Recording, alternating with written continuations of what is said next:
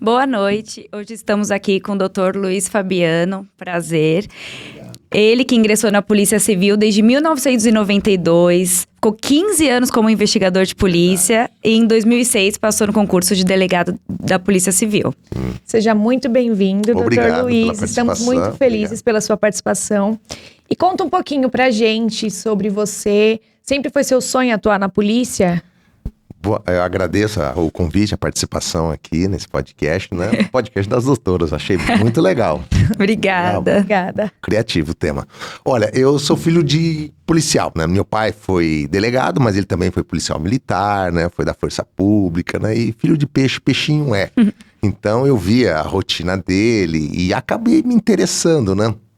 E aí, quando eu, com 20 anos, acabei ingressando, né, na época, para ingressar como investigador, não havia necessidade de você ter chamado nível universitário, como é exigido hoje, né? Então, bastava ter o 2º grau. E eu tinha acabado de entrar na faculdade de Direito. E aí, fui fazer concurso, acabei passando como investigador. E aí, fiquei durante 15 anos como investigador. E depois, eu acabei decidindo fazer concurso de delegado por razões que me levaram a isso também. Na época, eu namorava, a minha mulher na época, minha namorada na época engravidou, aí eu precisava melhorar de vida. Aí a água bateu, subiu, eu falei, bom, você tem que agora, o salário de investigador vai ter que dar um salto. Aí entrei, comecei a estudar, rachei e acabei passando, com a graça de Deus. Hoje, minha filha... completou 18 anos, está fazendo psicologia em Londrina. Não quis ingressar na polícia. Não quis fazer direito, né? Ela falou assim, para uma mulher, para conviver bem com os pais, né? Acabou fazendo psicologia. Aí vai conseguir para entender o pai e a mãe. Mais tranquilo também, né? Para poder ter essa boa relação. Vamos por assim, não, eu adoro minha filha. Minha filha é uma menina fantástica, assim, estudiosa, uma bênção. E antes de ingressar na polícia, você tinha alguma outra visão? Então, como foi o meu primeiro emprego, eu lembro que eu fui técnico censitário, na época, concurso público, todo mundo queria, né? Tinha cursos preparatórios para concurso, né? E eu prestei um concurso para ser técnico censitário no censo de 91. O técnico censitário era aquele que os recenseadores saíam a campo, né? Colhiam as informações, e o técnico censitário era aquele que fazia a coleta desse material dos recenseadores e depois jogava no sistema. Então você conferia, organizava, era dividido por lotes, as regiões que você cuidava, né? Então foi o primeiro concurso público que eu ingressei. E eu tinha essa visão, né? Até porque eu era filho de policial, então eu gostava da vida do meu pai, né? Eu morava no interior, meu pai foi ameaçado, minha mãe odiou quando eu prestei concurso, porque ela falou, já vivi dilemas com seu pai, né? A gente sofrimento, ameaças, agora o meu filho, né? Quer dizer, o pai não quer muitas vezes que o filho seja policial, justamente pelo risco que a carreira oferece, Sim. Né? Então, mas acabou, eu me interessei, gostava disso, né? E acabei estudando, prestando concurso para investigador, eu vi que realmente durante esses 15 anos eu queria ascender na carreira, né? Então, só que era muito jovem, entrei como investigador com 20, né? Fui passar já com 35 anos, né? Então, eu tinha um estilo de vida que não estava muito pretendendo fazer, porque para estudar para delegado exige um esforço, né? Eu cheguei a terminar o curso, né? Faculdade de Direito, né? E aí, quando eu fui debruçar realmente, quando as necessidades maiores surgiram, né? A vida vai te levando, né?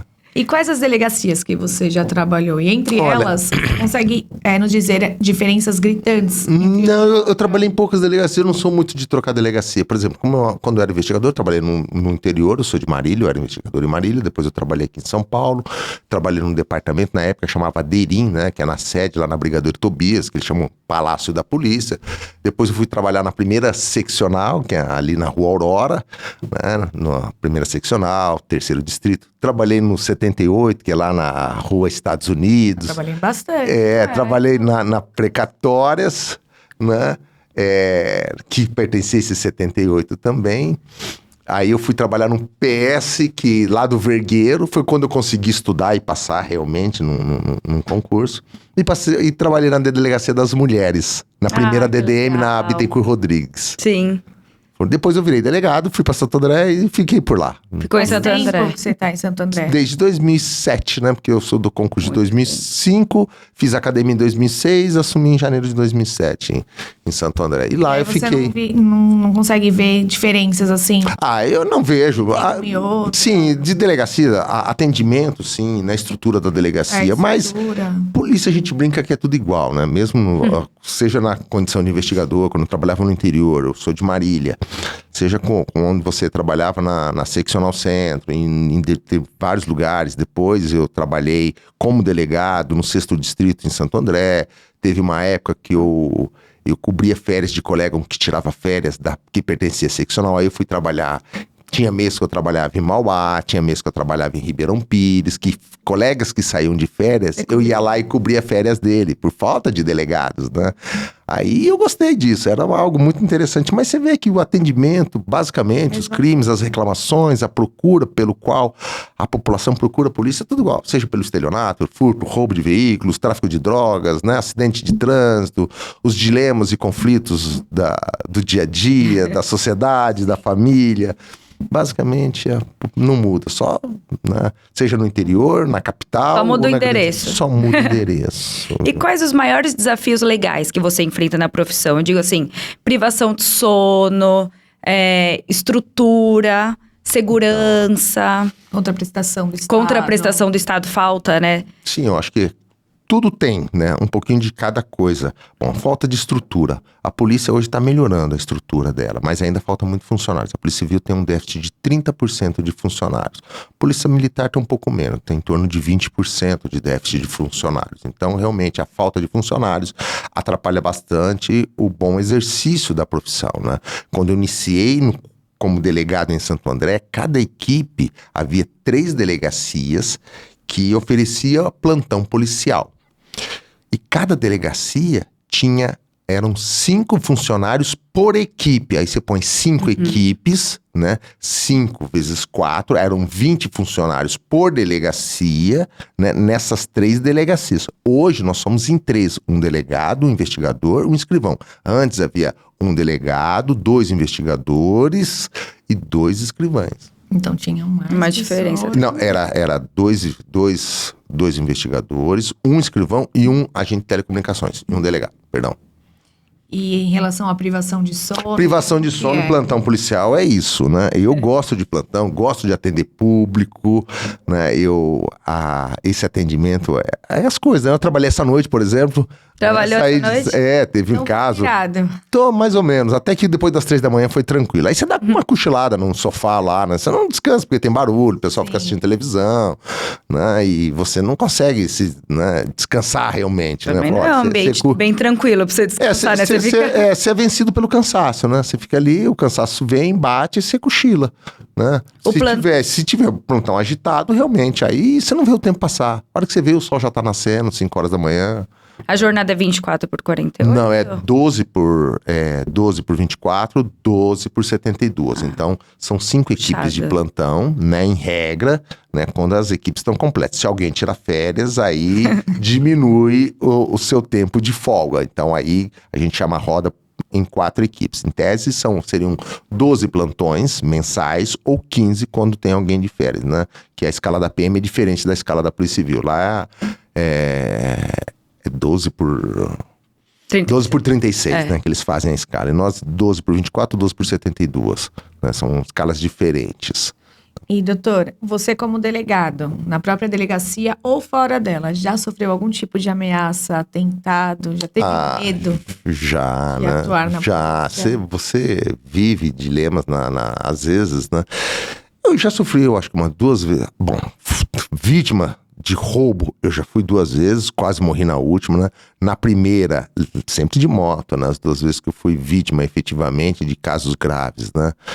Tava numa avenida em Santo André, né? O motoqueiro veio, até percebi, mas o semáforo fechou, um caminhão atravessou, não consegui passar. A hora que eu fui parar para guardar, o garupa pulou em cima de mim, desce, eu joguei a moto, saí correndo, consegui me proteger atrás de um poste e consegui sacar a arma, que eu levava a arma no pé, que é o melhor lugar que eu achava que a arma deveria estar, justamente para que, numa eventual reação, você teria poder pelo menos correr. E aí eu consegui efetuar disparo, não consegui atingi-lo, eles abandonaram a moto, saíram correndo, né? E depois eles foram identificados e foram presos.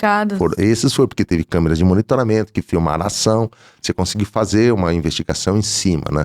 Já na segunda vez foi um caso grave na Avenida dos Estados, né? Sentido São Paulo, retornando para casa, saindo do plantão. De madrugada? Não, era em torno de umas 9 e pouco da noite, né? Fiquei até um plantão um pouco mais tarde, o plantão termina às 20 horas, já era logo depois, o plantão foi meio agitado, demorou para terminar um flagrante. E a hora que eu tava retornando para casa, também fui abordado, 2 motos, desce, nessa eu tentei falar assim, olha, aqui nessa avenida aqui, se eu parar aqui, eu vou ser morto aqui, porque só tem galpão, né? Aí eu tentei chegar até num posto de gasolina para jogar a moto, né? E aí tentar buscar refúgio, porque todo posto de gasolina tem câmeras de monitoramento. Ó, ali, pelo menos, eles não vão querer me matar, porque vai ter testemunhas, tem câmeras, né? Só que eu não consegui, eles me fechando, eu perdi o controle da moto, bati com a moto na parede, né? Ela tinha no meio fio tinha areia. Nesse acidente eu quebrei 9 costelas, 4 vértebras, escápula, clavícula, C2, C3, C4 e C5. Fui socorrido, né? Eles fugiram nessa hora? Fugiram, não consegui identificar. Porque eles viram que a moto bateu, caiu, ela ficou toda danificada. Esse não, porque eu não conseguia mal lembrar. Eu lembro que a cor do tanque da moto, mais ou menos a cor do capacete. Mas deles em si, você não lembra? Porque a hora que eu bati, eu apaguei, né? Não conseguiria. E não teve as câmeras de monitoramento durante a Avenida dos Estados, era de noite, então as imagens eram ruins, não consegui filmar aonde pegou a imagem, onde a moto passava, não consegui pegar emplacamento, não consegui pegar nada. E esse caso chama atenção porque a gente às vezes vê a mão de Deus, né? Eu caí num lugar e fui pedir socorro. O ponto de referência que tinha era o Atacadão, que ali divisa entre São Paulo e Santo André, né? Aí ligaram, né? Pediram socorro, né? Acho que se falar que é delegado, o resgate chega mais rápido, né? Demorou 1 hora pra chegar. Meu Deus. Deram como ponto. Eu caído no chão ali, não conseguia nem mexer. Desacordada? Não, eu cheguei, depois eu acordei, né? Apagou, mas... Eu apaguei na hora, mas depois eu acordei, mas não conseguia levantar, porque eu não conseguia levantar. E nem é aconselhável o pescoço, também, né? Não consegui levar. Aí fiquei inerte. Quando entraram em contato, pediram como ponto de referência, porque não tem numeral, não tem nada ali, falei, olha, é próximo do Atacadão, só que o Copom entendeu Mercadão. Meu o resgate saiu lá da Consolação, da subida da Consolação. Foi pro Mercadão. E foi lá na Avenida dos Estados, no Mercadão. E foi desde o Mercadão até Santo André procurando o meu acidente. Quando chegou lá, né, o resgate, né? Falei assim, doutor, eu não sou de São Paulo, sou lá da Bela Vista, né? Onde é que eu levo o senhor agora aqui, né? Falei assim, amigo, acho que é melhor você me levar pra São Caetano, que nós estamos mais próximos. Se você me levar aqui no PS da Zona Leste aqui, eu acho que vai ser pior. Aí ele perguntou, o senhor tem plano de saúde? Eu falei assim, tem. Falei, então vou levar pra um hospital lá da minha área, que eu sei que atende. Me levou pra Beneficência Portuguesa, com a graça de Deus. Tá ótimo, nossa, né? Você entendeu? Então, você tem foi coisas... aí. Não, são coisas que foi providencial, você entendeu? Às vezes o resgate demorou pra me socorrer, mas me levou pra um hospital, porque o resgate ele só pode levar dentro da área que ele atua. Ele não pode sair de área. Mas como pagaram essa ocorrência que havia alguém caído lá e ele não encontrou, ele foi procurando o local do acidente, não ia uma outra unidade do resgate. Então, foi autorizado ele sair da área de atuação dele e até violar o município, né? Passar de São Paulo e ir até Santo André, né? Para poder localizar esse acidente de trânsito, né? E quando ele conseguiu, e aí sim que isso me ajudou muito, porque daí eu fui atendido por médicos excelentes, no dia ainda, por obra divina, o médico ortopedista que estava lá, não era nem o dia dele, estava para cobrir um plantão de um outro colega, um dos melhores ortopedistas, não, cara, olha, eu nem ia lá. Então, são coisas providenciais, né? Meu convênio pagou tudo, cobriu tudo, então coisas que, para quem iria ser socorrido por um PS da Zona Leste, cair numa Beneficência Portuguesa, no hospital privado, você entendeu? E só por esse motivo, que a unidade de resgate, ele era daquela região, da região da Bela Vista. Aí ele trouxe de volta, para socorrer de volta para a área dele. Sim. Mas esses assaltantes, no caso, será que sabiam que você era delegado? Olha, criou-se essa hipótese, né? Se efetivamente eles vieram para me matar ou vieram para roubar moto. Eu acho que eles vieram para roubar moto. Porque oportunidade para disparar contra eles tiveram. E não fizeram. Então, se era para me matar, poderia atirar tal e continuar. Eu tava de terno, né? Chamou atenção, eu não sei se chamou atenção. A minha moto não é uma moto de grande cilindrada, é uma moto que eu utilizava para trabalhar, né? Então, uma moto mais para ir ali, acolá, ir no banco. Precisa ir não sei aonde, você estaciona em qualquer lugar. Tudo é rapidinho, tudo é prático. Sim. Né? Então, você sai em horário de rush, né? Do plantão. E aí fica mais fácil você ir embora. Você já sai cansado, ainda vai de carro pegando trânsito, congestionamento. E aí eu usava a moto para essa finalidade. Mas como delegado, então você nunca sofreu algum tipo de ameaça? Não, ameaça eu sofri também já, uma vez, traficante que tinha sido preso, né? Dentro da delegacia? Na verdade não foi dentro da delegacia, mandaram recado, né? Sim. Mas de qualquer forma nunca cumpriram, né? Mas são ossos do ofício. Eu brinco que... Né? Eu brinco que falo, né? Que se você, eu falo pro ladrão quando amigo, eu só vou transcrever o código. Aqui eu tô transcrevendo a sua conduta que você fez na rua. Entendeu? Eu não sou... O delegado é juiz do fato e não de direito. Eu faço análise fática daquilo que aconteceu, pego o artigo do Código Penal, vejo se encaixa na conduta dele e aplico. Agora, você explica pro juiz e se defende. Sim. Adequa a conduta na lei. Adequa a conduta na lei. Tô trazendo aqui, tô transcrevendo aquilo que aconteceu na rua. Se isso se encaixa em alguma tipificação penal, você responde, aí você explica pro juiz, aí é matéria pro seu advogado. Então, em regra, o ladrão, quando ele vai preso, porque ele sabe que é ócio do ofício, tô no risco. Né? Então, agora, quando ele vai preso injustamente, aí ele pula dessa altura aí, fica bravo, hein? Mas acho que você consegue reconhecer também com tanta experiência. Sim, você entendeu? A gente conhece, sabe que às vezes, se é ele ou não, né? Só de falar, sabe, tá mentindo. Inclusive se é o PM que tá querendo forçar uma situação também ou não, dá pra saber. Né? Então não dá pra falar, olha, às vezes o PM também fica no veneno, que o cara tá querendo também, né, de alguma forma, porque ouviu alguma coisa, aconteceu alguma coisa na rua e tá com raiva do... E ele fala, e aumenta um pouco a história, né? Valoriza, né? Então a gente tem que ter um certo filtro, né? Por isso que há esse controle, por isso que, só trazer um tema que não tem muito a ver, mas é importante trazer, eles falam muito do ciclo completo, né? O que seria isso, né? A Polícia Militar, ela atende a ocorrência na rua, leva para um batalhão, para uma companhia da Polícia Militar, registra o boletim de ocorrência eles mesmos e encaminha para o judiciário, quer dizer, eles fazem todo o ciclo, não existe uma outra polícia para fazer esse filtro. Então você imagina, você foi abordado por um policial militar, quem vai registrar a sua ocorrência vai ser um oficial da Polícia Militar, que vai ouvir as versões do militar, né? Muitas vezes eventuais arbitrariedades e irregularidades praticadas durante isso, quem vai fazer é a mesma instituição, a mesma corporação, para depois encaminhar para o Poder Judiciário. Então, há sim o chamado freio e contrapeso que existe entre o Ministério Público e a magistratura, existe também entre a Polícia Militar e a Polícia Civil. É importante trazer isso. Sim, entendeu? Porque às vezes as polícias acham que para a sociedade, polícia é tudo igual. E não, você entendeu? A Polícia Militar tem a sua função, as suas atribuições, a Polícia Civil também tem as delas, e uma complementa a outra. Sim. Então, essa é a grande finalidade.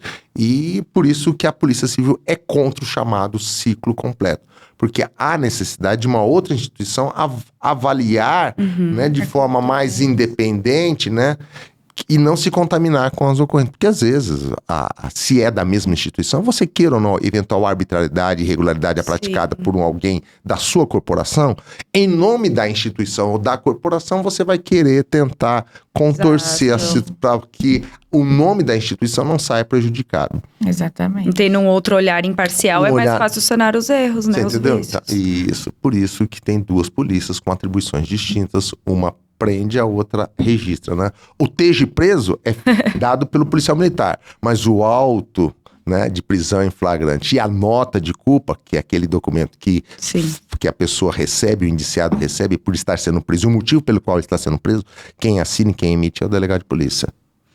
E doutor, um questionamento, você aconselharia reagir num assalto? Não um cidadão comum, mas um policial que esteja paisana, que esteja fora do exercício da sua função, sabendo que se ele for revistado, pegar essa funcional... A grande questão, essa é uma pergunta difícil, porque na verdade, esse tempo, né, quando a pessoa vem e fala, perdeu, realmente te desmonta. A hora que você recebe, põe a arma na sua cara e fala, perdeu... Realmente perdeu mesmo, porque são segundos, né? Se você realmente tiver uma oportunidade estando armado, né, que não comprometa a sua própria vida, né? E aí, se havendo oportunidade, senão não. Às vezes é melhor você perder e às vezes se entregar ou entregar o que ele quer, você já vai de pronto entregando, seja celular, relógio, carteira, vai entregando para que ele evite a revista pessoal. Já vai dando, se é o carro que ele quer, já vai dando a chave do veículo, para que a busca, o motivo pelo qual ele está te assaltando, ele já tem logo. Então, já vai embora. Então, quer dizer, você tenta dar já de pronto o que ele almeja. Pô, é o relógio? Tá aqui o relógio. É minha carteira, celular? Tá aqui, já vai levar. No caso de revista... É pra evitar isso. Porque aí sim, se estimulou ele a sair, aí você tem um tempo de reação. Mas do contrário, você entendeu? Muitas vezes o policial ele reage, dá certo. Às vezes, não. Então, é tudo um contexto. Pode ter outra pessoa escondida ali na spray. Ladrão nunca anda sozinho. E a menor unidade policial são 2 policiais. Você nunca vai ver um policial militar andando sozinho.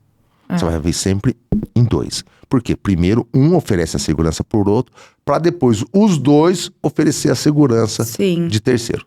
Então, por isso que não se recomenda, né, reagir, ou mesmo um policial fora de serviço reagir sozinho. Porque a quantidade numérica, a superioridade numérica é importante. Sim. Agora, se ele perceber que é um simulacro, ele pode dar a volta. Sim, aí você consegue reagir, né? Mas naquele momento, hoje, simulacros são perfeitos, né? Tem simulacro que nervoso, peso, tanto o peso quanto o tamanho é idêntico. Você tem dificuldade de identificar, você entendeu? Pegando na mão, você não consegue identificar aquilo que é réplica ou não. Imagina naquele momento de tensão, ele apontando a arma pra você, às vezes, até meio escuro, o ambiente não é tão de noite. Então, se puder já lhe entregar o que ele busca, de pronto já sai do assalto, né? Doutor, você atua mais em campo ou interno?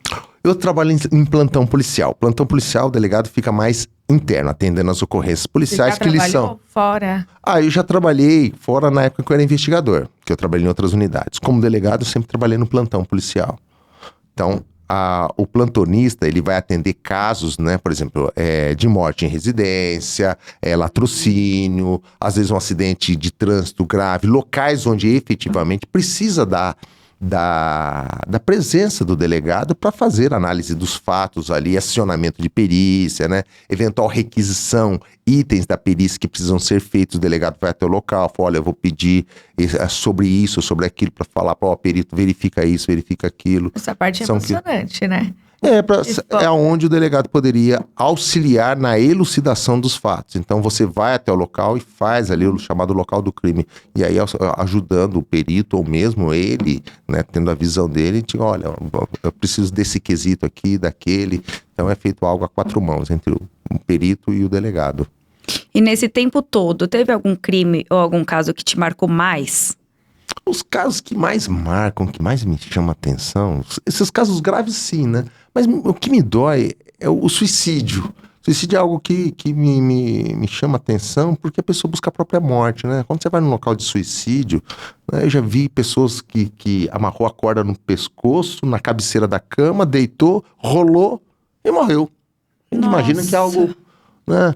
Mês passado teve um caso, né, que até o CEPOL, que é o nosso Copom da Polícia Civil, nós chamamos CEPOL aqui, o delegado do CEPOL, olha, tem um suicídio aí em Santo André, e até um filho do Afif Domingues estava lá, é amigo do filho do Afif Domingues, que é um jovem, né, músico, estava com depressão, se suicidou, pendurou a corda acho que em cima do teto da casa, eles moravam numa cobertura, e fui até lá, tava lá a mulher dele, uma jovem também, segurando a mão dele, ele morto no chão, aí fui consolar ela, até, são coisas que chamam a atenção. Eu lembrei de um caso, isso já faz alguns anos, que me marcou porque foi no dia, eu tava lá trabalhando, era na noite em que o Corinthians foi campeão mundial. 4 horas da manhã, o telefone toca, PM informando que havia um local de suicídio, pra ir lá. Chego lá, o cara pendurado numa mangueira, morto com a camisa do Corinthians. Eu fiquei pensando, imagina, poxa, no dia que o time dele foi campeão mundial... Não era pra ele estar feliz. Não era pra ele estar feliz. 4 horas da manhã, a mãe dele falou, olha, ele sofreu de depressão, tal, era usuário de droga. Então, quer dizer, comemorou. A hora que voltou em casa, bateu aquela solidão, aquele vazio, e se suicidou. Nossa. Deve ser muito difícil. E você tem esse primeiro contato, Sim, né? A gente vai, então você vê. Então o corpo tá fresco, o cheiro, eu acho que tudo... Você conversa com a família, você tenta entender, né? Se realmente foi suicídio ou não, né? Para entender os fatos, o motivo pelo qual aquilo aconteceu. É muito difícil de porque entender, suicídio não é crime. Crime é instigação, auxílio, induzimento. Aí sim, quem auxilia, quem induz, quem instiga o outro a cometer o suicídio, pratica crime. Tô com vontade de se matar. Não seja por isso. Vai. Tá aqui o chumbinho. Acorda. Tá aqui o chumbinho. Pode. É crime isso, você entendeu? Eu duvido. Você entendeu? E você tá instigando a pessoa. A minha vida tá uma merda. Tá mesmo. Se fosse você, eu se jogava. Quer ir lá no meu apartamento? Isso é crime. E não a pessoa. E o Código Penal, interessante que o Código Penal não pune o suicida. Porque, se o cara não tem nem a própria vida, como é que você põe ele na cadeia? Não tem como puni-lo também. Já tá porque aí você tá, aí se ele não conseguiu daquela vez, agora na cadeia que ele vai querer novamente tentar. Então, e tá bom, eu lembrei de um caso também que esse foi agora mais recente, questão de uns 15 dias atrás, né? Aí esse caso já não é triste, mas é cômico, né? A festa inteira, um casamento. A noiva era uma evangélica, de uma denominação bem radical, né? Conheceu um rapaz, namoraram em torno de 4 meses, e o tio desconfiou que era um policial militar, que ele se identificava como policial federal, só que ele era policial federal de uma área que era tipo de um agente secreto, não podia falar nada, olha, estava em operação, que não sei o quê. Aí casaram no civil, depois foram pra festa. Eu sei que esse tio chamou a viatura da polícia militar, que esse cara é estelionatário, que acho que ele tá armado, não sei o quê. O noivo? O noivo, o tio da noiva que acionou, que desconfiou, que fez investigação e descobriu que ele não era policial federal, que ele era um estelionatário, que não sabia. E no frigir dos ovos chegou lá a noiva, o noivo, ela vestida de festa, saiu todo mundo da festa, os padrinhos todos... na delegacia, pra eu entender o que era. Aí eu fui conversar com a noiva falou assim, mas então, você conversar, a gente conversava, tá 4 meses com ele, um relacionamento perfeito, o cara muito atencioso. 4 meses, um tempo suficiente pra casar. Pra casar. Falei, mas e aí, vocês iam pra onde? Ele falou que a gente ia aí descobriu que eles iam pro Nordeste, mas o hotel que ele falou depois descobriu que não tinha reserva, não tinha, a passagem de avião não tinha comprado. Falei, mas onde vocês vão dormir hoje? Não sei. Mas onde vocês vão morar depois de casado? Não sei. E ele? Falava o quê? Ele falava que tinha, né? Ele morava com a mãe dele, né? Que ele não era policial federal realmente, né? E eu não sei eu acho que ele tinha um problema psiquiátrico, né? Porque eu não acho, ele não tinha cara de ser um cara, por exemplo, de algum distúrbio psiquiátrico, sim, né? Mas era uma moça nova, de 20 e poucos anos, né? Que vê filha única, numa família tradicional, de evangélicos, né? Evangélico, namoro, entendeu? Vai se conhecendo, conversando. A moça nunca foi na casa dele, né? Não conhecia ele. E aí descobriu que tudo aquilo não passava de conto de fadas. E como você conduziu? Ele foi um teatro. Ficou detido, pediu a prisão dele? Não vou pedir a prisão. Não tem, né? Então, você entendeu? É porque eu falo, você foi coagida pra casar? Porque o casamento já tinha sido celebrado. Nossa, já estava casado. Já estavam casados. Né? O que tio foi podia ter feito isso antes, então.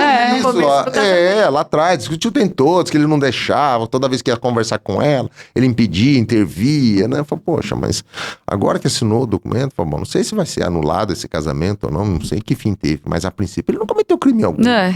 Ele não te coagiu pra casar. Não te ameaçou. Você entendeu? Né? Não foi configurado nenhum estelionato. Só não tem o hotel. Só não tem a reserva. Mas ele não obteve nenhuma vantagem, por enquanto. Né? Olha, vocês fizeram algum empréstimo, algum financiamento para compra de alguma coisa, ele pegava dinheiro com você. Não, também não. Então. Pode ser golpe, né? Fala, você tem a família de classe média. Né? A moça não era uma moça rica, né? Família de classe média. Não tinha nada. Tinha nada. E tava lá.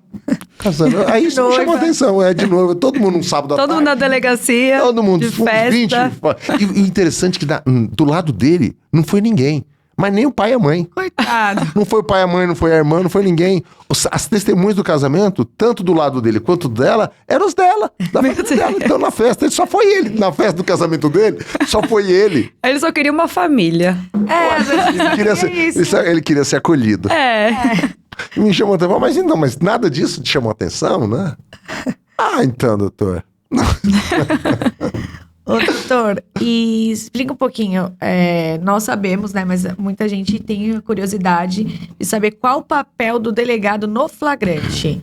O flagrante chega na sua delegacia, qual que é o seu papel? O flagrante vem do verbo flagrare, que é em latim arder, queimar, né? A pessoa que é presa em flagrante é aquela em que é na prática, no momento da prática do crime, logo após, logo em seguida, ou com algum instrumento, arma, objeto, que presuma ser ele o autor do crime.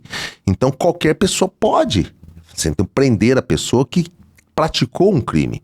Né? Pode ela deter a pessoa, mas não ser, vem cá, segura aqui até a chegada da polícia militar para realmente a eventual revista pessoal ou a condução até a delegacia. Então qualquer pessoa que pode, tanto a vítima quanto o transeunte, alguém que assiste, presencia aquela ação criminosa, vai e intervém. Inclusive pode, a chamada legítima defesa também pode ser feita de terceiros. Olha, eu vi a pessoa sendo vítima de um assalto, eu matei o ladrão. Ótimo. Então, a ação legítima defesa de terceiro. Hoje a gente vê muito esses vídeos da pessoa atropelando o ladrão, né?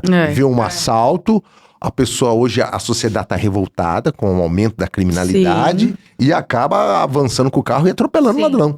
Agiria em tese, vamos deixar claro, né, que isso exige alguns requisitos. Sim, também um processo judicial que haverá.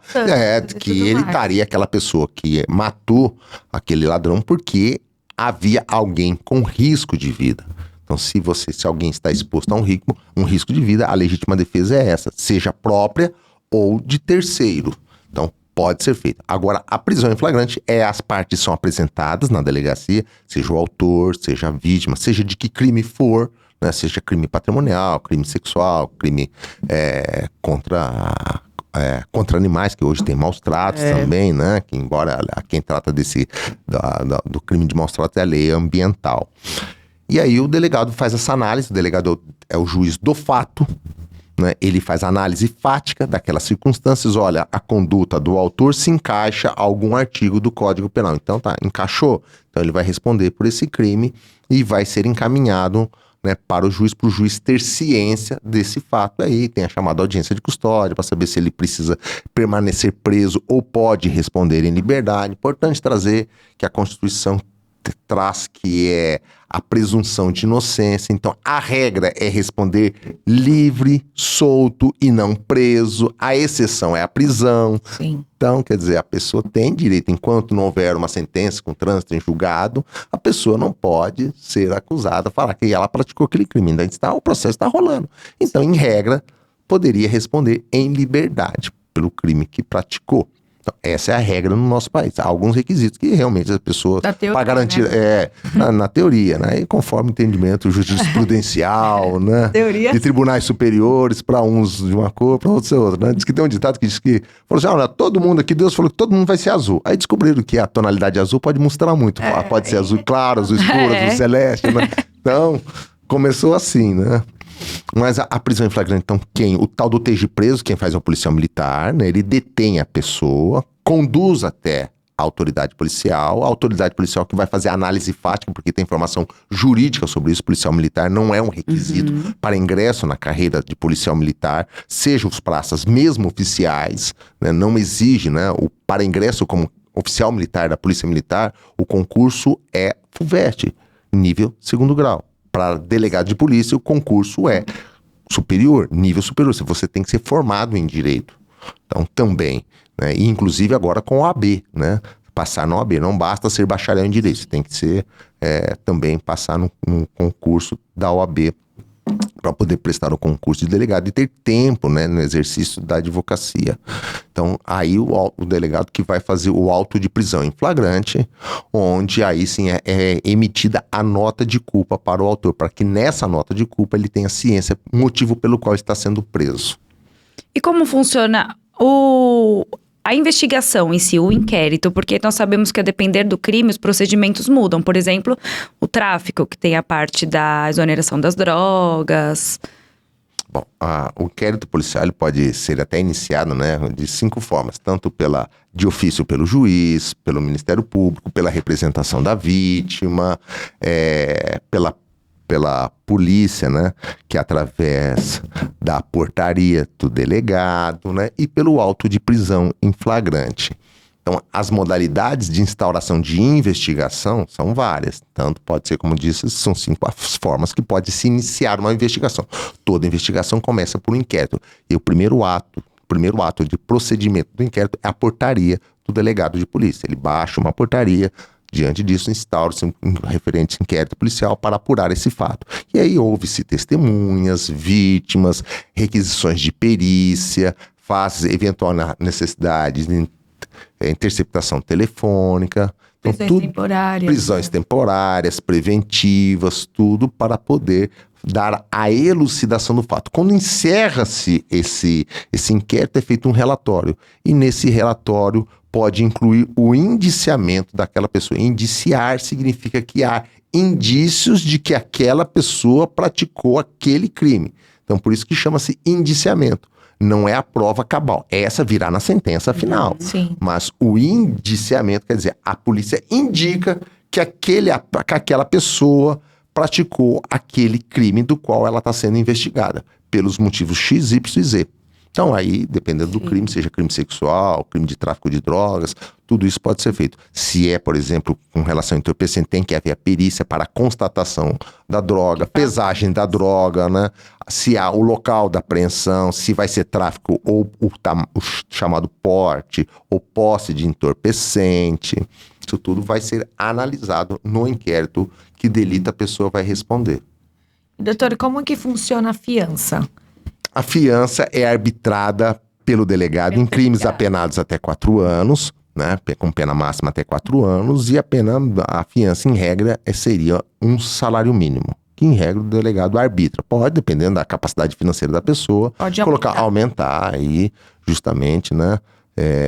Para que a pessoa venha responder pelo crime em liberdade. O juiz pode também revogar essa fiança, né? E pedir a prisão dele, ou o Ministério Público também. Então poderia, por exemplo, você arbitrar lá na delegacia, ele pagar e sair, e o juiz ainda assim pedir. Pedir o Ministério Público. Aí se não, ele não vai se apresentar, vai ser feito um mandado de busca, né? Mandado de prisão contra ele, aí ele tem que ser localizado, né? Às vezes ele se entrega, né? Aí pagou a fiança pra nada.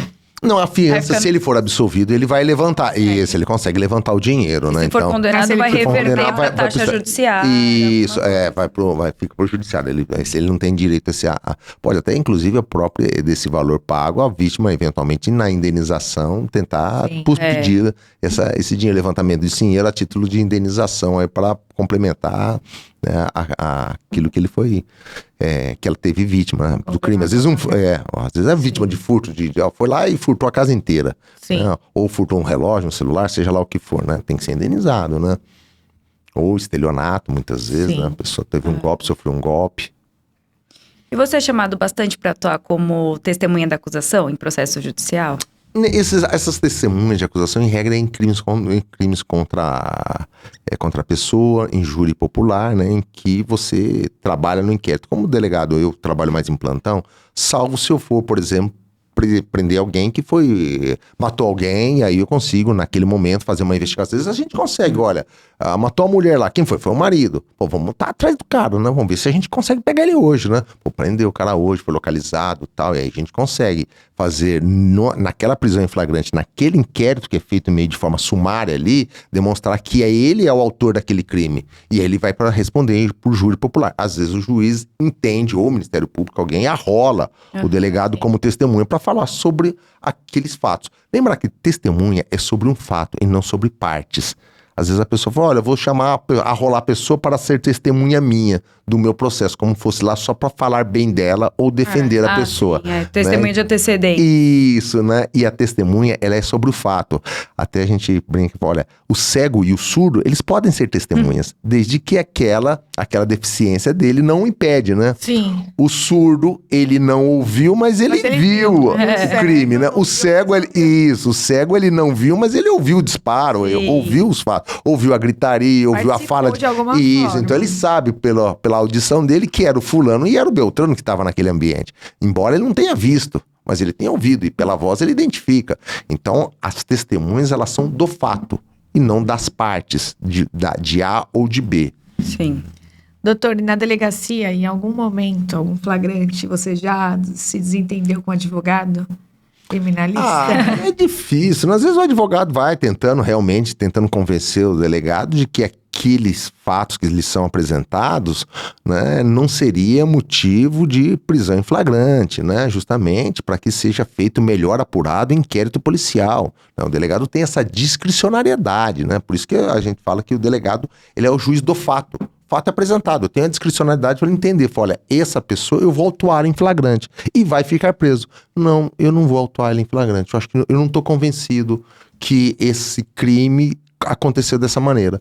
Eu vou instaurar um inquérito e apurar melhor. Eu posso até pedir a prisão dele futuro, uma preventiva, uma temporária, mas não de pronto agora. Eu acho que ele pode, entendeu? Eu não estou ainda, não tenho subsídios concretos no momento para falar que aquela foto, os fatos aconteceram daquela maneira. Às vezes eu tenho só parte da fotografia, não tenho ela toda. Sim. E aí eu preciso expandir essa foto, é onde entra o inquérito policial para melhor apurar. E às vezes o advogado fala, olha, doutor, mas precisa ver, isso não consegue se demonstrar que realmente foi meu cliente em razão disso, em razão daquilo.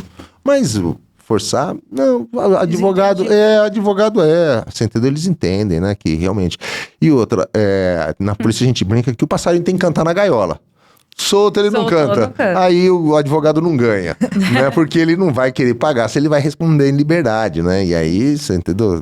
Pô, doutor, tô valorizando o seu trabalho, porque agora ele vai ter que realmente pagar pelo serviço, porque senão... né? Aí ele não sai nunca. Não, para mostrar que há necessidade dele realmente da contratação, né? De alguém que o defenda, Tô te ajudando. Tô te ajudando. Porque eles não entendem que mesmo livre, eles continuam respondendo por isso, né? Sim, eles acham que não precisa mais, né? E que realmente a coisa vai ser fácil dali pra frente, nada vai acontecer. Se eu não fico mais. Eles entendem assim. É muito, muito simples, né? E doutor, o que você acha das body cams? Atrapalhou ou prejudicou o trabalho da polícia? Olha, eu acho que ajudou. Particularmente, eu sou a favor delas, né? Eu acho que realmente dá mais segurança para o policial militar do que realmente o atrapalha na conduta. Tudo é adaptação. Como foi fumar em local, em ambiente fechado, houve a necessidade de adaptação. Cinto de segurança, houve necessidade de adaptação. No começo ninguém queria fazer uso do cinto de segurança, fumava-se em ambiente, imagina, a gente não imagina hoje, pessoas na mesa do lado, no restaurante, fumando. Sim. E era algo tão comum. Avião. Eu sou dessa geração. Fumava no shopping. No shopping, dentro do avião, então não tinha lugar. Mas entendeu-se que a saúde das pessoas, né, ele está contaminando, está prejudicando terceiros. E a bodycam também. Então, o policial se adaptar a isso leva algum tempo, né? Eu entrevistei um coronel no meu programa, lá no programa de rádio que eu tenho em Santo André, e ele foi um dos organizadores da criação das bodycams. Ele falou assim, olha, doutor, o senhor quer pro policial militar? Quando um policial militar perguntar se a câmera é boa ou não, ele fala pro policial militar, vai lá no Romão Gomes, que é o presídio da polícia militar, pergunta pro policial militar que tá lá, se na ocorrência que motivou o ingresso dele aqui, se ele queria com câmera ou sem câmera. Entendeu? Ele falou, olha, boa pergunta, hein? Então, quer dizer, porque a maioria das vezes a câmera vem para demonstrar que o policial está correto e não errado. O problema grande das câmeras de monitoramento foi a forma que ela foi trazida, ou foi trazida agora na gestão Tarcísio, né? Porque quem instalou foi o Dória, na gestão Dória, e o Tarcísio veio com um discurso que ele era contra as câmeras. Ele errou só na forma, mas não no conteúdo. A câmera, ela é muito cara para a Polícia Militar. Parece que o custo operacional dela é em torno de 7 milhões mês, só para manter ela. Pô, com 7 milhões, qualifica o policial, né? Dá um melhor salário, motiva ele, oferece um plano de saúde, seja lá o que for, dá esses 7 milhões de alguma maneira que qualifica. Porque o policial precisa ser fiscalizado, a conduta dele. Porque se for assim, todo mundo precisa usar câmera. Sim. Por que só os militares?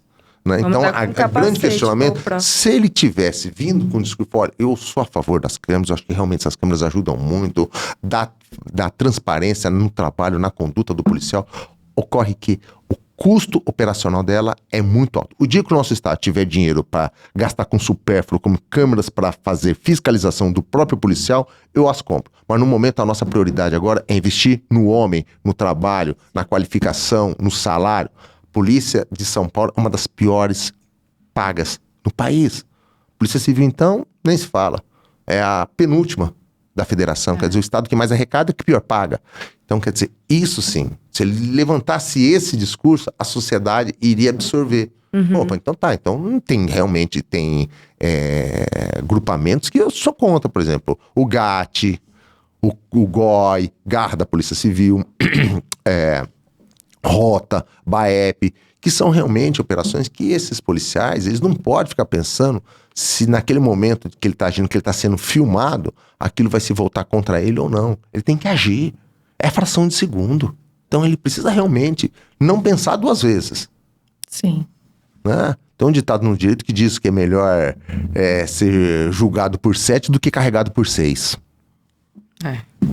Então, Ô, doutor, lá na delegacia, sempre quando chega algum flagrante e tudo mais, sempre tem a família, né? a família, Aparece que a família. que é triste, viu, meu? A gente Como tem que dó. você lida com a família dos detidos? Porque eles tentam falar com você. Sim, a mãe sim, não, isso aí mostrar. não é tão tranquilo, coitado. Eu acolho as mães, porque as mães são vítimas, a família é Sim. vítima também, né? Sofre mais que o preso, né? Aí eu recebo na sala, conforto a mãe, deixo ela trazer, olha, não, deixa eu só terminar o flagrante, se ela vai, conversa com o seu filho. Aliás, dá uma dura nele.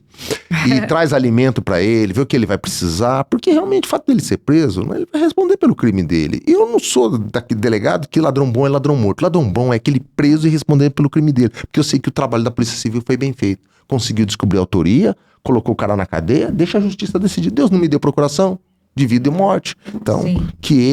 eu não tenho esse discurso de ladrão bom e ladrão morto. Embora, em eventual confronto, claro que eu desejo que ele morra mesmo. Mas se não for morto naquele momento da prática do crime, então que venha a ser feita uma boa investigação, que ele seja esclarecido, a autoria, e realmente ele seja preso e responda pelo crime que ele praticou. Então, é por aí que eu acho. E aí a família realmente que dê toda essa estrutura emocional, né? Tem mãe que tá calejada, mas tem Tá, primeira tem vez. não essa sabe o que noite fazer. teve um adolescente infrator que furtou um celular lá, não conseguimos localizar a vítima, e um transeunte conseguiu deter ele, chamou a polícia militar, tive que chamar o conselho tutelar, porque não tinha mãe, ninguém queria vir, tá reincidente por diversas Aí vezes o já adolescente. larga, né? Eu sempre falo quando às vezes vai a mãe, principalmente mãe de adolescente na delegacia, né? Falo, olha, põe o menor na sala junto com a mãe, falo pro menor, falo, olha, aprende uma coisa, na vida você tem que ser qualificado, inclusive para ser ladrão. Se é ladrão que você quer ser, seja qualificado. A pior coisa no mundo é o desqualificado. Esse cara ferra a sua vida. É o pedreiro desqualificado, é o médico desqualificado, qualquer um faz serviço mal feito, ele te estraga a vida. E o ladrão também. O desqualificado é o que fica preso. Porque o bom, o qualificado, esse tá pondo os outros pra trabalhar. É verdade. E dificilmente vai preso. Então, se qualifique. Se é novo, escolha uma carreira. Se for essa que você quer, se qualifique.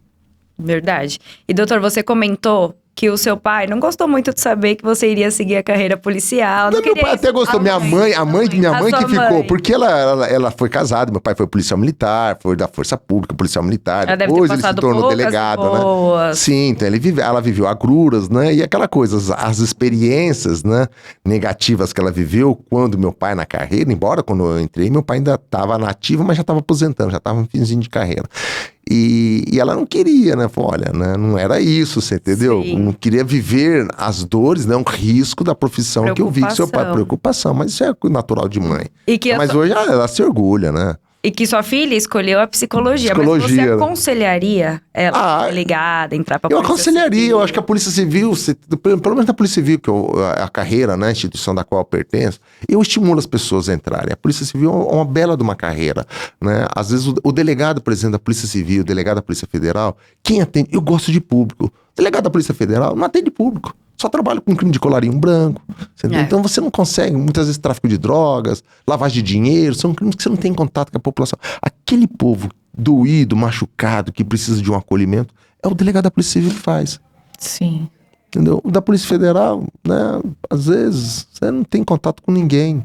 Então é outro tipo de investigação, é outro tipo eles são bem remunerados, mas o que é gostoso é ser delegado. Pena que não é bem remunerado, porque se fosse bem remunerado, tem trabalho dos sonhos. Trabalho dos sonhos, porque você tanto tem a parte técnica, jurídica, que é aquilo que o Ministério Público e o juiz faz, e tem a parte operacional, que é gostoso também, de sair em campo. O juiz não sai em campo, o promotor não sai. Fica sentado lá o dia inteiro. Ele só pede ofício, traz isso, traz aquilo, quer dizer, a investigação dele ele faz em gabinete. Sim. Só pedindo para os outros trabalhar para ele, trazendo um relatório. Seja através de interceptação telefônica, aquilo que a polícia quer, pede cota, faz isso, faz aquilo e fica. Mas o gostoso é botar o pé na porta, você entendeu? Tirar alguém de um cativeiro, né? São coisas que realmente quem faz é a Polícia Civil. E deve ser marcante, salvar a vida de alguém, né? Busca e apreensão, né? Então, são coisas que realmente são coisas que o delegado é híbrido, tem uma função híbrida, parte técnica jurídica e parte operacional.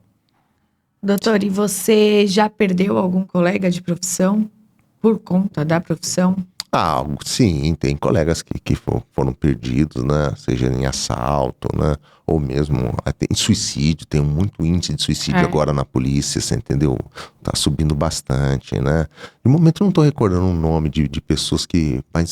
Mas não na sua frente, assim? Não, na minha frente não. Tá. Eu lembro de um colega de um delegado que inclusive morreu, eu tô querendo lembrar o nome dele. Num assalto, ele estava armado no carro dele, na divisa entre São Caetano, acho que é na Estrada das Lágrimas, ali entre São Caetano e São Paulo, né? Foi assaltado e ele era um delegado de homicídio, um excelente delegado da homicídio, do Departamento de Homicídios de São Paulo. Quer dizer, o que me marcou foi isso, o cara cansou de ir em local de crime, um dia foram no dele. Nossa. Também foi vítima daquilo que ele atendia, local de crime, de homicídio. E ele foi morto lá, né? Tentou sacar a arma, não teve tempo hábil, acabou morrendo num assalto, eu acho que num semáforo da divisa ali entre São Caetano e São Paulo. Lá na sua delegacia em Santo André, qual que é o crime mais cometido? Porcentagem, assim. Santo André tem um alto índice de furto e roubo de veículos, furto em residência, furto e transeunte, estelionato, violência doméstica. Tudo. Clínica geral lá. Lá tem de tudo, mas realmente lá, acho que um grande problema da cidade hoje é o furto e roubo. Né? O estelionato é uma praga, né? Muitas vezes as pessoas fazem até pela internet, né? E a violência doméstica, você entendeu? Isso aí também é nível Brasil. Mas Santo André vive realmente um gargalo, um grande problema do aumento da criminalidade, principalmente furto a transeunte, furto de celular em ponto de ônibus, furto de veículos, a pessoa ingressando na garagem da residência, é abordada, eles ficam andando de moto, procurando um veículo, levantando o portão, baixando o portão, seja entrando ou saindo, já vem e aborda. Então isso realmente... é algo que Santo André está vivendo aí que meio um surto, né? O maior índice de sinistralidade lá é alto. O maior seguro do país é Santo André. Triste. Infelizmente. Doutor, você acha que a pessoa que passa pela academia de polícia, ele sai preparado, totalmente preparado? Não. Para atuação? Você só aprende ali a parte técnica, né? Mas a prática, né? Não dá para aprender a jogar bola lendo apostila. Então você vai ter que ir pro campo. Então, na verdade, a comparação seria essa, né? Por mais que você possa aprender o que é que se deva fazer, né? Você tem aquele tino policial, É no dia a dia, o contato os policiais com mais vídeo. novos, eles querem mostrar trabalho a qualquer custo, né? Eles Então, fazem... essa geração nova, né? É uma pena que a Polícia Civil ainda a gente não chama-se oxigenação. Ainda não está oxigenando, como tem na Polícia Militar, né? A aposentadoria dos mais velhos e os mais novos assumindo postos de comando, onde poderia trazer a visão dele da forma como ele vê a polícia, né? Eu brinco que se um dia eu fosse delegado geral, eu ia falar assim, olha, todos os que têm mais de 30 anos de polícia não terão mais cargo de comando. Por quê? Porque aquele que tem uma ascensão, uma aspiração, né, que fala, poxa, se fosse eu faria assim, eu falo, então é sua vez. Você não era pedra? Bom, agora você vai ser vidraça. Então é sua vez. Aquilo que você falava, tanto você criticava que devia ser feito dessa maneira ou daquela, bom, tá aí então, faz agora, é sua vez. Então, por isso que eu gostaria, né? Se fosse eu, o chefe da Polícia Civil, eu daria a oportunidade a essa nova geração que vem muito qualificado, com vontade de trabalhar, com vontade de mudar a Polícia Civil. O que falta é a oportunidade, muitas vezes. E o que você acha que pode melhorar na polícia para diminuir a criminalidade? Difícil, né? A criminalidade, ela decorre de fatores externos, não da polícia, né? Um problema social, por exemplo, o problema econômico na polícia, na sociedade, né? Reflete na polícia, né? Então, eu brinco que o dinheiro tem que circular, ou por bem, através de emprego, comércio, né?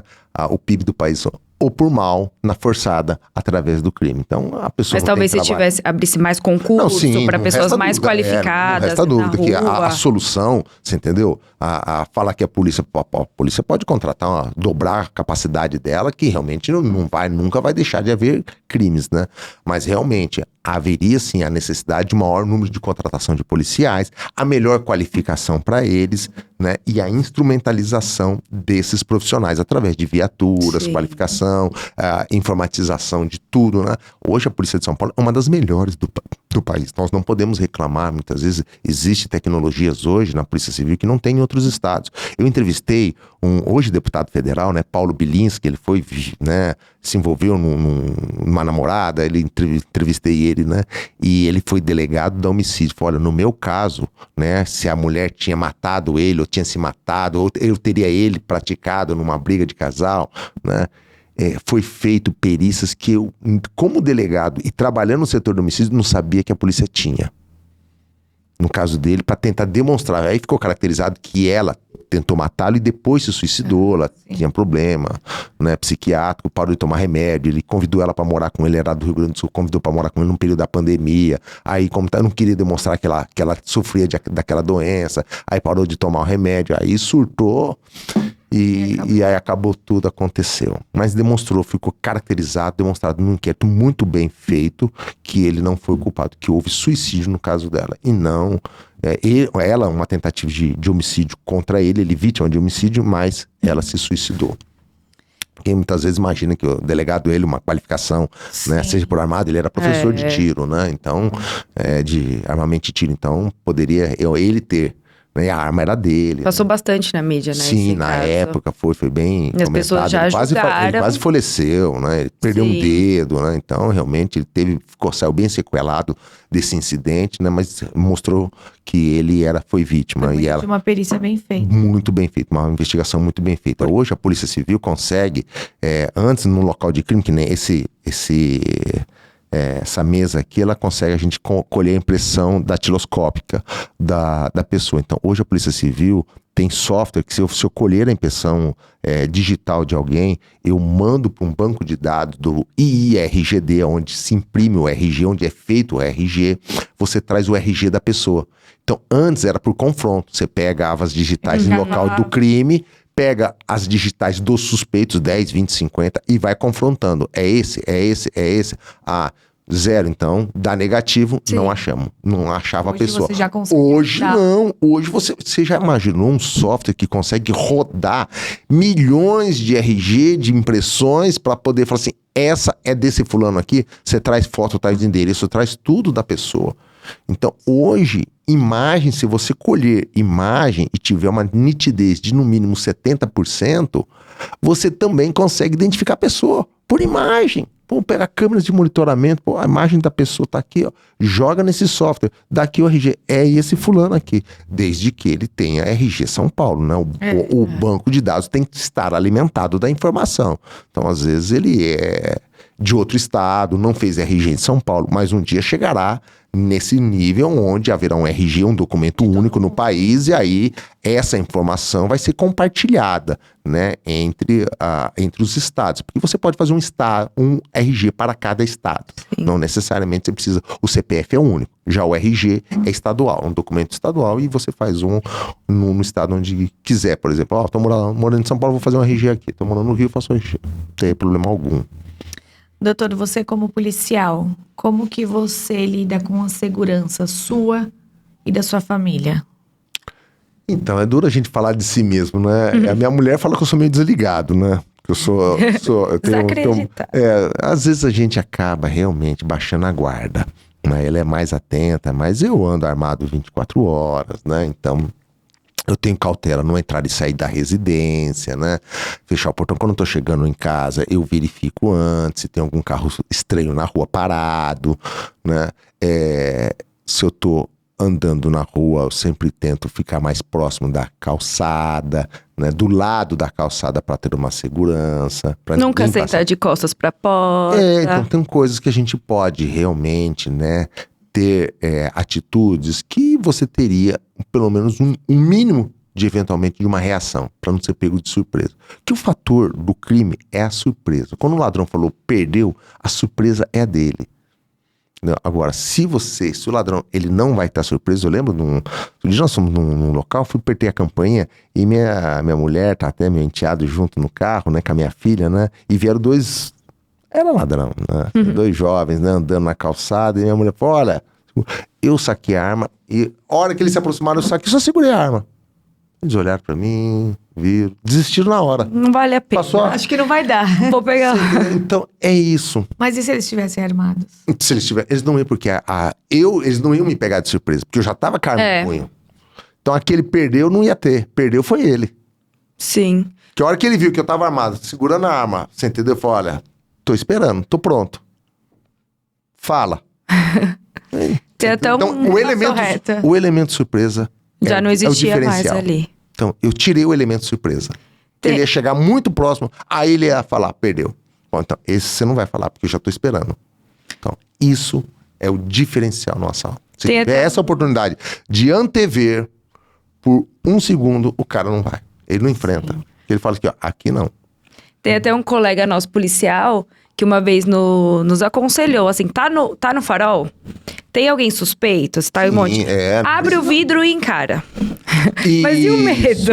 Mas a gente encara. Sim, isso. A gente quase tentou. entrou dentro. Não, mas realmente, o elemento surpresa é o momento do crime. Então, se você tá vendo o que ele vai fazer, você desarmou ele, porque ela tá ligada. Eu vou pegar o distraído. O distraído que é a vítima do crime. Porque a hora que chega a pessoa se assusta. Quando aquele assustar até você cair em si novamente, leva alguns segundos. Leva alguns segundos. É o momento que ele tem pra tirar aquilo que ele quer. Agora, se você tá atenta ao movimento dele, você pode ser mais rápida que ele. Aí ele não vai. Mas dá. Por isso que ele escolhe outra vida. Mas o crime tá na oportunidade. Se você não deu a oportunidade, ele não vai vir em você. Ele vai escolher uma vítima mais fácil. Ainda ele fala, abriu o vidro e fica olhando. Na verdade, essa louca tá abrindo esse vidro, gente? Isso, porque você sabe, você ganhou ele. Você ganhou a atitude dele. Você desconfiou dele e falou, pô, então ele ficou. Você tirou, você desarmou ele, ele perdeu a reação. Porque ele ficou constrangido com aquilo que ele ia fazer. Ele ficou com medo da gente, falou, elas são muito loucas. Mas o cara que fez isso com a gente, acho que ele tava tão louco. Não, sim, mas de qualquer forma, você entendeu? Eles não iam te pegar de surpresa. Isso é. Sim.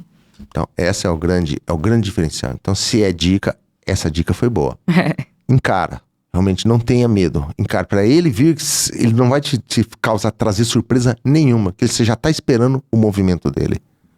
E se você tá esperando, você tem oportunidade de se defender. Aí sim. Realmente.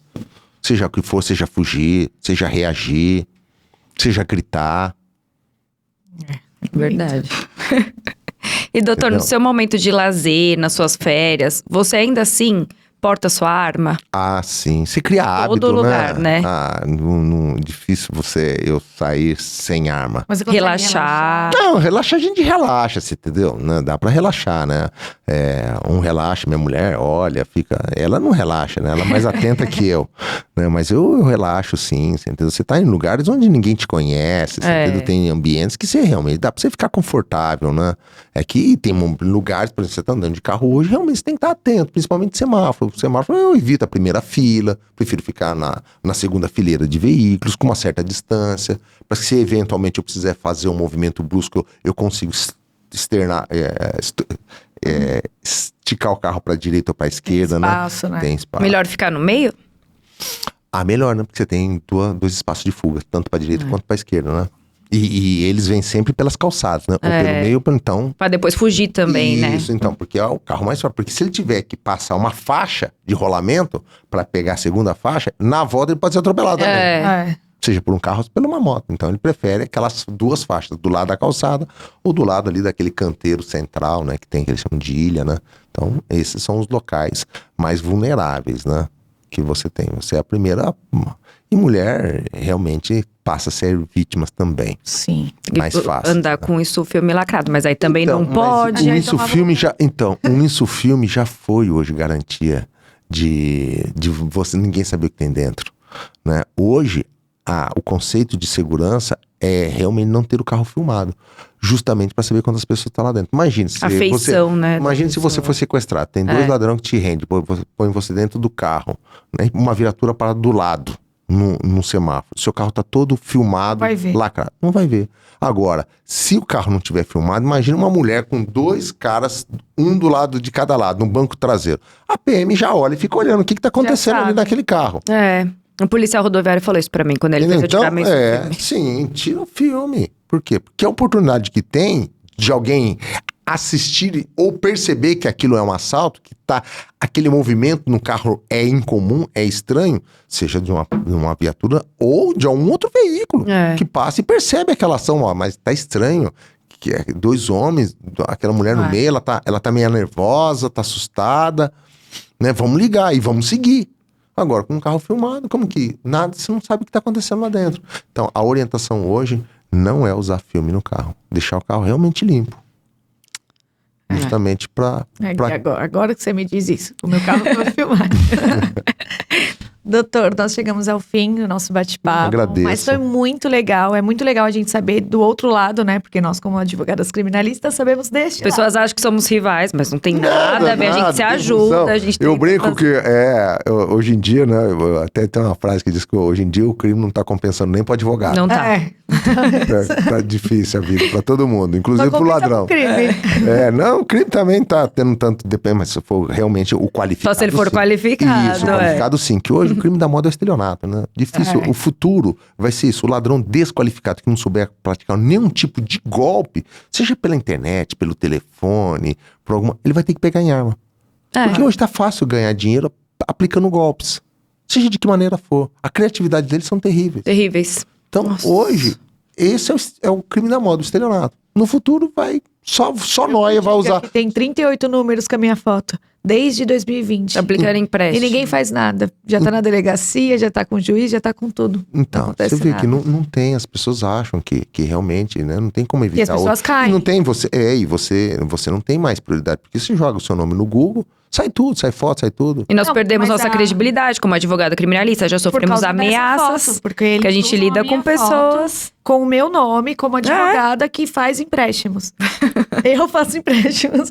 Gente... Deveria mesmo, um pouco. Eu tô quase usando a minha foto, eu mesma. O duro é isso, ainda bem que você é advogado, não tem que gastar com advogado pra poder se defender, né? Não, realmente ainda traria esse prejuízo, né? Mas eu agradeço a participação de vocês. Nós que agradecemos. Esperamos revê-lo novamente. Sim. Em breve. Estão convidados a participar do programa Segurança em Destaque, que é o meu programa na Rádio ABC, FM 81,9, diariamente, de segunda a sexta-feira, das 14 às 17 horas. Adoramos o convite, nós vamos marcar de Sim, vai ser um prazer recebê-los. Muito obrigada. Obrigada, doutor. Tchau, tchau. Tchau, tchau.